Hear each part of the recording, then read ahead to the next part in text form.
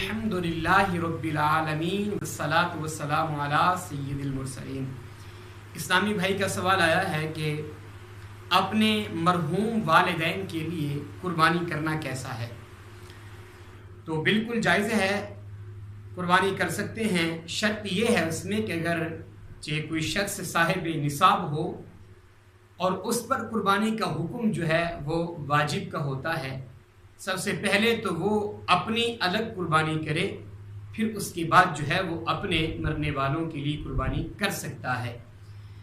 ये अगरचे समझे कि मैं सिर्फ एक ही कुर्बानी कर दूँ और उसको अपने वालिदैन की तरफ मंसूब कर दूँ, ऐसा हरगिज़ नहीं है। फिर वो उनके वालिदैन के लिए सारे सवाब हो जाएगा, लेकिन उसकी कुर्बानी अदा नहीं होगी।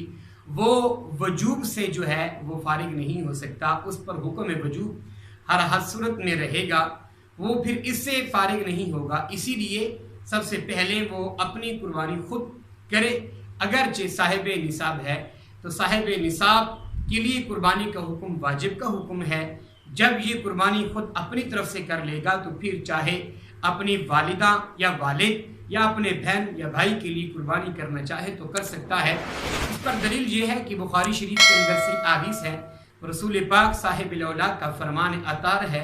आकर इस्लाम ने इरशाद फरमाया, मिन सदक़तिन औ जारियतिन औ इल्मिन युनतफ़िउ बिही औ वल्दिन सालिहिन यदउ लह। सदका जो है वो हमेशा मरने वाले के लिए जब भी करो तो उसका सवाब उसे पहुंच जाता है। अगर कोई शख्स अपने मरने वालों के लिए कुर्बानी का एहतमाम करता है तो ये सवाब भी उसको अता कर दिया जाता है। यानी जो शख्स भी अपने वालिद और वालिदैन के लिए कुर्बानी का एहतमाम करेगा तो अल्लाह ताला इसका सवाब उसके रूह तक पहुंचा देगा। ऐसा करना शरीयत में बिल्कुल जायज़ है। अल्लाह ताला हम सबको ऐसा करने की तौफीक अता फरमाए।